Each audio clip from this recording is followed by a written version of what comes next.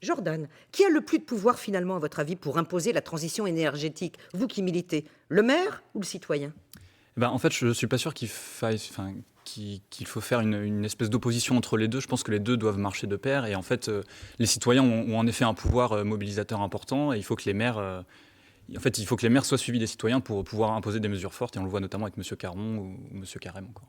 Les deux, mon général, parce que quand le citoyen, par exemple, très spontanément dans sa cuisine, fait le tri de ses déchets, il fait un acte valeureux, légitime. Mais si derrière, il n'y a pas la mise en place d'un système de collecte qui prend ces déchets et les gère différemment, les recycle et les gère différemment, eh bien, le geste ne servira pas. Et ça serait quand même dommage.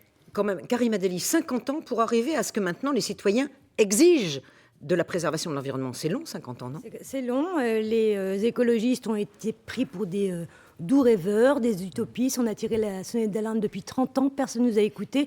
Au point qu'on a eu Sarkozy, Hollande, Macron. L'état de la planète en France, nous ne sommes pas du tout exemplaires. Donc maintenant, ce que nous disons, c'est gagnant-gagnant.